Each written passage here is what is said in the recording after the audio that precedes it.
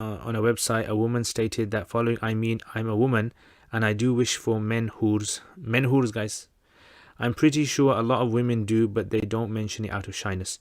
This creates a question: can we fulfill all our wishes in Jannah? What if a woman in Jannah wants more than one husband? Or what if someone in Jannah wants to be with a relative who was condemned to eternal damnation? Alright, so let's have a sip of nice licorice tea.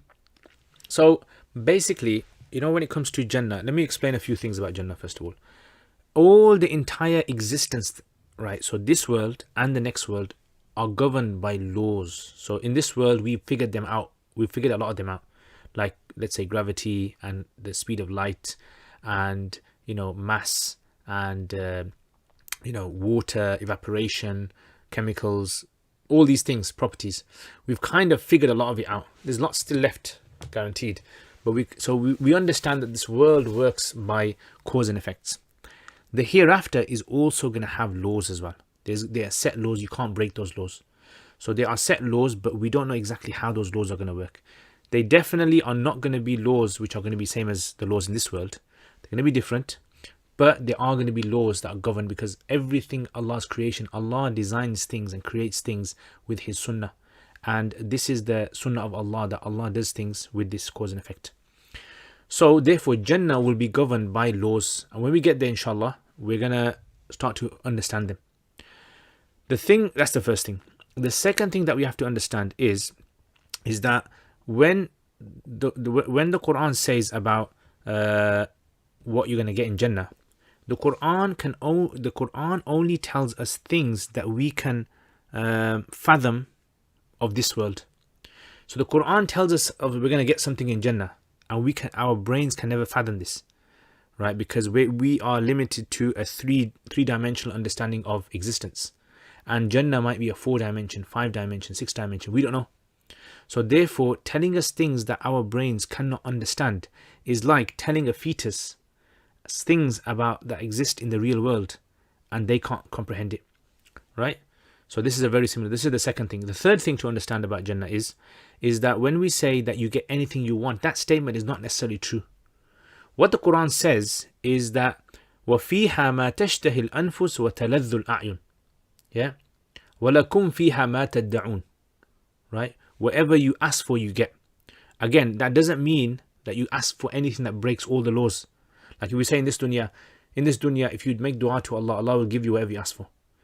That statement is conditioned that you don't break the laws of dua. There's laws of dua as well.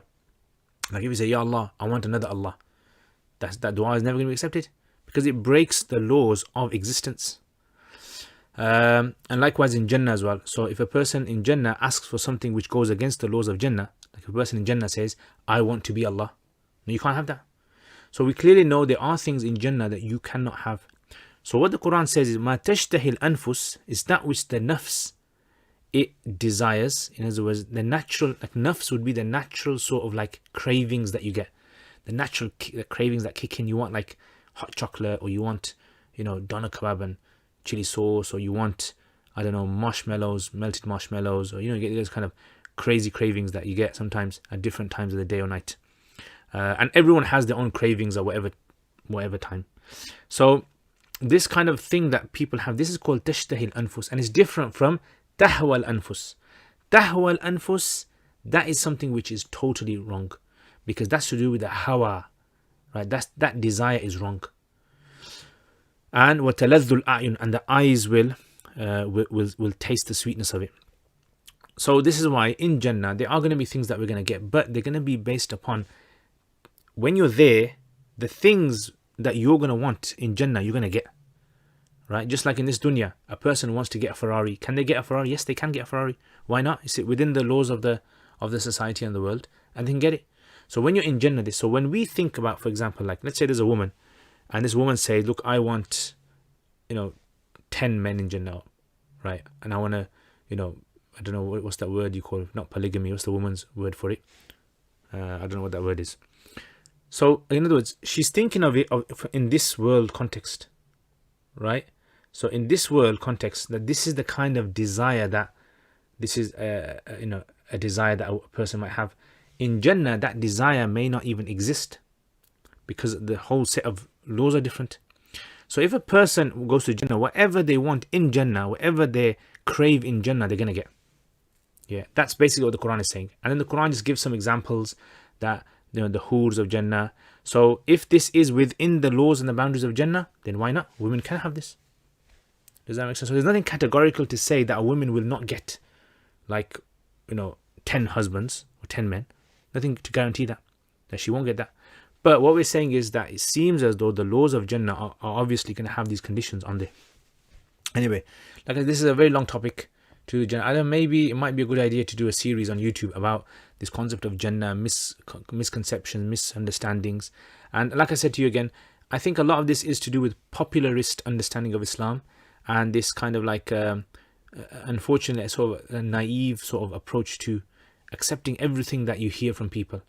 And then this is where we get a lot of confusions.